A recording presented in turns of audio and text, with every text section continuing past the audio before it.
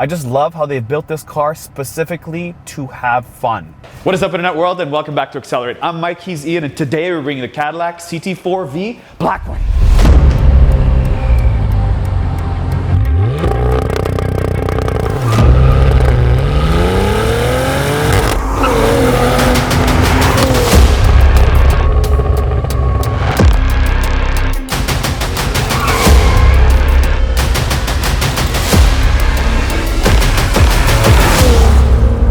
So since we live in North America, everything is bigger and bolder, including what Cadillac calls their subcompact sedan in this. So it competes against the Audi RS3 and the Mercedes-Benz GLA 45, which is kind of cheating because those are small, smaller than this. This actually, in my mind, competes against a BMW M3. It's the same size, but not according to Cadillac. With a starting price of around $62,000, the Cadillac CT4-V, in my opinion, is 100% BMW M3 four-door territory. All right, Cadillac, 472 horsepower and 445 pound-feet of torque out of a 3.6 liter twin turbo. I've got it in V mode. I've put my mode on track, so let's see how this thing does. We need to get this thing under 4 seconds. I mean, it's got 472 horsepower. It better. Let's go. We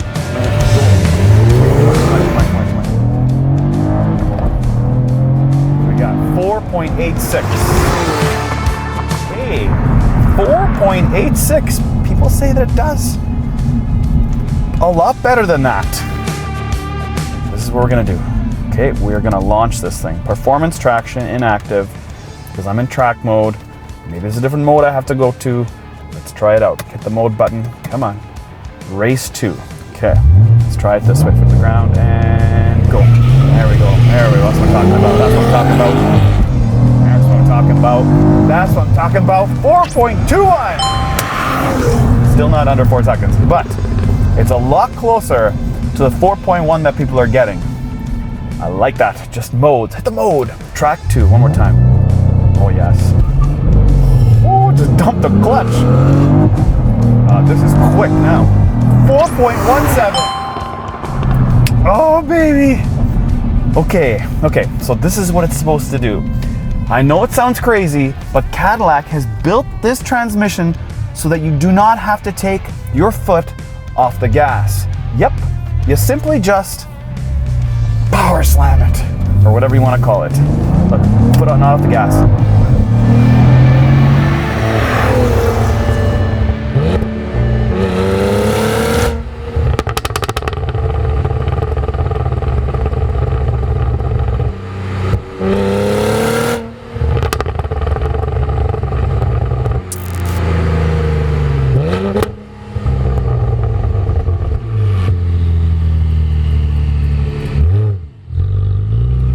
Now we have reviewed the CT4-V before, so I've gone over this vehicle without the Blackwing portion of it. Now for 2024, Cadillac is celebrating their 20th anniversary V-Series vehicles by introducing something called the Blackwing Mandarin editions. There are 3 versions. The first one will be called the Arrival Edition. They're all limited to 66 units. The first one will be the Arrival Edition. It will be in silver with red catching mirror caps. Okay, silver on red. Then you have, second up, is called the Impact Edition. That will be a black car with red mirror caps. And then third will be called the Elevation Edition, and that will be going to production in November, and that will be red on the outside with black mirror caps. So if any of those 3 tickle your fancy, well, voila, 2024 Cadillac CT4-V Blackwing is for you. Otherwise, you can look at a 2023 because they also are available. So let's get into the front. To the front of the CT4-V Blackwing, blaze orange metallic is what they call this color. Now, if we start with the headlights, you will see it has the same similar design as the new Escalade IQ, which we just saw in New York. That's a very Cadillac thing to have. Of course, you have the headlights. You have this sort of gray front grille with a colored Cadillac badge in the front. And of course, you have piano black or high gloss black. More high gloss black as you work your way down the side. And then to the center, again, more high gloss black, very pointy front Cadillac style bumper. That's pretty typical when you look at all Cadillacs. They're very forward facing, very shark-like design on the front. Now, Cadillac says the CT4 Blackwing has the most downforce they've ever had in any Cadillac product ever. Yep, this thing has more downforce, which means it pulls to the center of the earth more than any other Cadillac ever. Now, it does have a ton of other stuff underneath that you can't see, like 6-piston brakes. They're inside these silver brake calipers. 6 in the front, 4 in the back. 255s in the front, 275s in the rear. Of course, it's a staggered setup because it's not available in all-wheel drive, only in rear-wheel drive. It does have an electronic LSD in the back, and you can get it in automatic and manual. You do have adaptive damping, and you have a small little mud flap here to save the paint on the side because they expect a lot of flare-up when it comes to these tires, I assume. Then you have the V badge right there. You have a little bit of recessed door panel here, so it gives it a little bit of flair when you're looking at it on the side. When you move up, it is a color painted mirror cap. It should really be black in my opinion. I'm not sure why it's not. As you move along here, you do have piano black trim that goes all around the windows. And then you have buttons on the side of the door panel. That is because if the key is in your pocket, you walk up to the vehicle, the lights will automatically illuminate at night, but you have to still press this button to open the door, which I find rather silly. I feel like you should walk up, grab the handle, unlock, but it doesn't automatically do that. You have to press this button and then press the button again. Kind of silly if you ask me. Anyways, it's not about the outside or the inside, it's really about the driving, but we'll get there in a second. Off to the back. Now, as we focus on the back, you'll see how small this rear glass is. There's a lot of panel. There's a lot of quarter going on over here. I assume this is a fairly decent sized blind spot. Now, as we flare back on the trunk lid, you will see how big this rear spoiler is. This is massive. No wonder it has a ton of downforce. Now, you have the V badge there, including the Blackwing right underneath it. Then you have the Cadillac logo, and above that you have the rear view camera. And then, of course, CT4 on the other side. A very pointed shark-like design, exactly like the front. Same with the taillights, pretty typical Cadillac. As we move down is the most important piece, of course, that is the exhaust. Let's take a listen to how they sound. Vroom, vroom.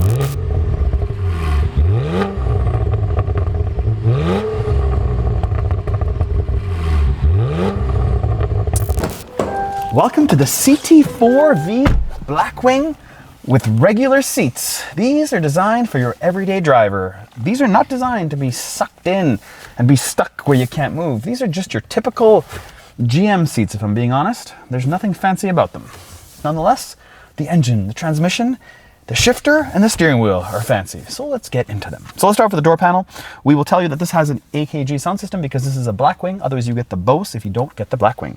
You've got 2 memory seat. You have automatic windows on the front, not in the back. Because this is a Blackwing, you have a data recorder. Yep, you put an SD card right here and it'll record your lap times and all the good stuff that goes along with it. I do obviously have a cool driver's display and then a very small infotainment for everybody else, but you do have Apple CarPlay. You do have 2 knobs over here, one for tuning, one for volume. I do have a red 12 o'clock marker. I do have a V button on the left. I do have this little toggle here where I can go through all my different drive modes. And then you have on the bottom the V with the 4.6-355. So let's talk about that for a second. The 4 indicates this is a Blackwing. The 6 indicates that it's a 6-speed transmission, and the 355 tells me what production number this was in this model. Cool. Heads-up display. I do have a really cool racing style heads-up display. It goes like this. It's like more like a shift gauge. I love it. It's awesome. And the steering position is very good in this car.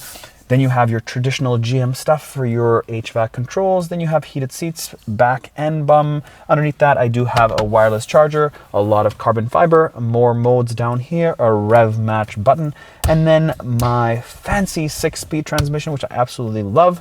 And then a little bit more V badging, 2 cup holders, and a center console with 2 USB, a USB-C, and a USB, and then a 12-volt plug. That was a quick run through of the vehicle inside really fast because we've already done it. Back seat of the CT4-V Blackwing. Now, first things first is vents. There are 2 here. There's no climate control, but there are vents. That is cool. Okay, back here, I do have pretty tight headroom. If my head goes forward, I kind of have to lean it back a little bit. 5'9", and I am cranked a little bit. Not a ton of headroom here. 6-footers, gonna be tight.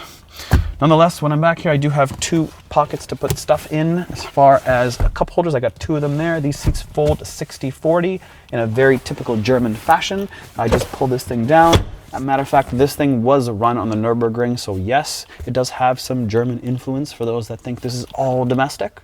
There's a slight German influence there. So something to keep in note when you're sitting back here is look how high this center drive shaft runs through. It's a very high plate here. So if you do have 3 people sitting in the back over a long period of time, it might get a little bit tricky.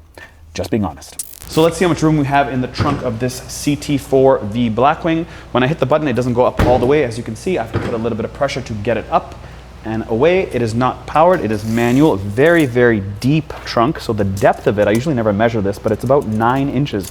That is very deep. As far as depth goes, we've got about 39 inches. That is a very deep trunk. This is definitely not RS3 territory as far as body size goes. As far as entry point goes, you've got about 4 feet. Yeah, it's 4 feet wide and 18 inches. So this is a fairly decent size trunk room. Again, it is a domestic product. Domestic vehicles are usually bigger, and this is exactly the case. They want to compete with something smaller, but it really competes with something bigger when you have competition around you.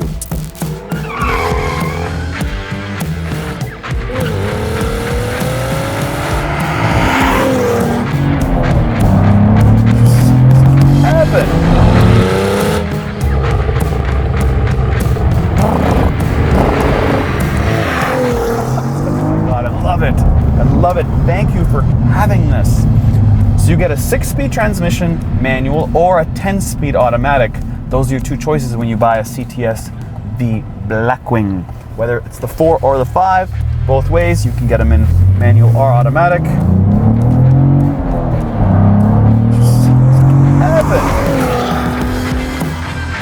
This braking is excellent. So you got 6 pistons in the front, and this brake cooling ducts are actually 3D printed at GM to make it cooler when you're on the track. Now you obviously have different carbon fiber packages you can buy in it. It does have electronic dampers. It's got electronic limited slip differential, and of course the brakes. As I mentioned, they're freaking awesome. It does feel heavy though, so for those that think that this back end just flies out, not exactly. It's not that easy. I mean, you can get the back end to fly out, obviously just slip the clutch or go around a corner too fast on the throttle. Back end's will feel a little bit light that way, but not at all in this car. It feels very stable. The stability in this car is solid because it's a heavy car. It weighs 3,900 pounds. It's about 40 pounds lighter in the manual than it is in the automatic, but it is about 4,000 pounds, and that's kind of heavy. It's not an 8, it's a 6, so it is kind of heavy. And it feels that way. I mean, the steering is excellent. They've done a great job with the car. The styling of it is a hair dated. You can see it more in this color. When it's all black, it looks mean. When you get this color, obviously, it looks really good when you create it in the configurator. But in person, it's just kind of boxy, and it kind of has a dated style, in my opinion. It just looks mean, though, when you get it in black. I love this in black, or even the white, actually, for this week. Now, in keeping with domestic muscle cars, this V-Series Blackwing does have line lock, which means you can do a full burnout for 15 seconds to warm the tires up just before you jump onto the track.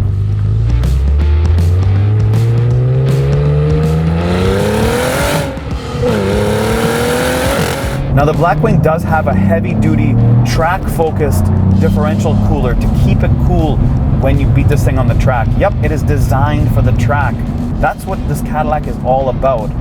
So, I mean, I know people are gonna dog on this infotainment system that it's really small and it's pretty dated, because everything in here is sort of dated and the styling is sort of bland, but you're not buying it for that. You're buying it for this. You're buying it for the performance. You're buying it to beat on it, and you're buying it because it will not blow up. That is the hope. And on the track, they didn't blow up. They were screaming for dear life, but they did not blow. Now, this is a totally different beast than the CT5-V. That thing is an animal. It sounds so sweet. You just can't compete with a V8 that's forced induction than this 6-banger that's twin turbo. You can't. This thing sounds great. It sounds like an 8. It doesn't exactly sound like a 6. So Cadillac did a great job in tuning the sounds of the CT4-V, but it still doesn't compete with the CT5-V. That is a beast. So much fun. Everything's flying around and power shift. If you're looking for something a bit more tossable on the track, something smaller, easier to handle, easier to manage, one that doesn't blow fuel like the CT5-V does, then this is a really good option. Again, don't judge it by jumping in here and looking at the quality materials inside here. It's decent. It's not perfect. But this thing just has a rawness, a depth of feeling that the German cars just don't offer. Well, now that Benz got rid of the 8. Yeah. But they say they're bringing it back. I don't know. Let me know in the comments below if you guys think Mercedes-Benz is going to bring back the 8 in their C63, because that thing is sick. But until then, we've got this in a 6. Thanks for watching.